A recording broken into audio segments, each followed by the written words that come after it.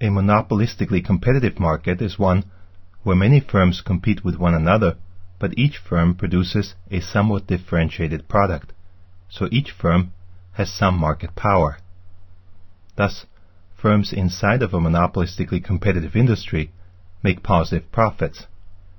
The industry is in equilibrium when firms outside the industry do not have an incentive to enter the industry, despite the fact that firms in the industry make positive profits.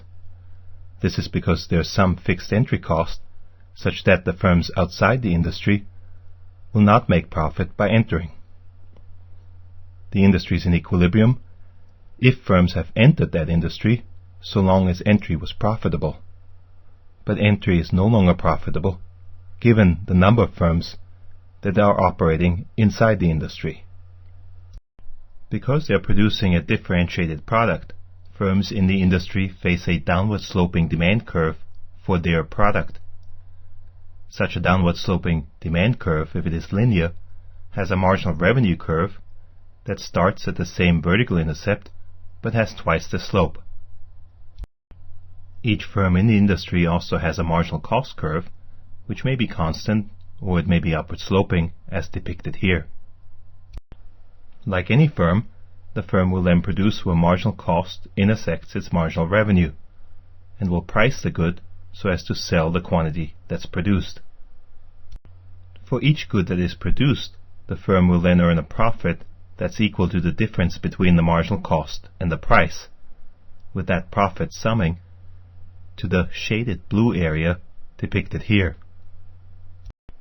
A firm that is currently outside the industry could enter the industry and also produce a differentiated product.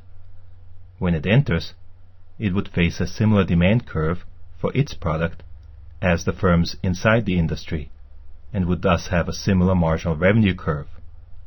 Its marginal costs would presumably be the same. Thus, if the firm entered, it would behave exactly like those firms that are already operating inside the industry. The only difference is that firms that are outside the industry must pay a fixed entry cost in order to operate within that industry. And that fixed entry cost is a real economic cost for the decision of whether to enter or not. Since it is a real economic cost for the decision of whether to enter, the fixed entry cost is part of the average cost curve that the firm will be looking at. And if the industry is in equilibrium, the average cost curve that includes the fixed entry cost for firms outside of the industry will be tangent to the demand curve that the firm would face if it did enter, at the price the firm would charge if it entered. For the firm that is sitting outside the industry, the average cost is then equal to the price that it would charge if it did enter. And whenever price is equal to average cost, profit is equal to zero.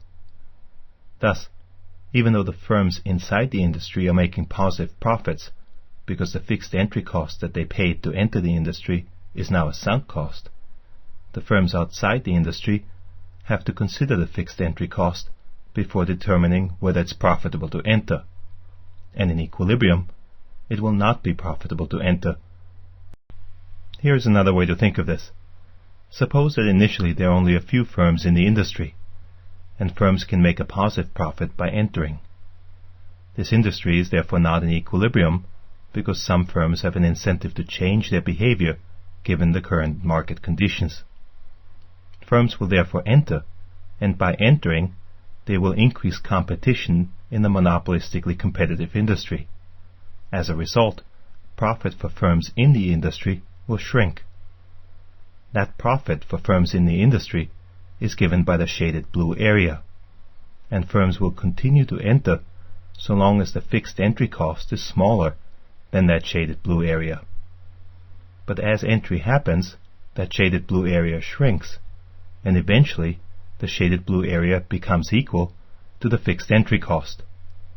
At that point, the monopolistically competitive industry is in equilibrium, with no firm inside the industry having an incentive to exit, and no firm outside the industry having an incentive to enter.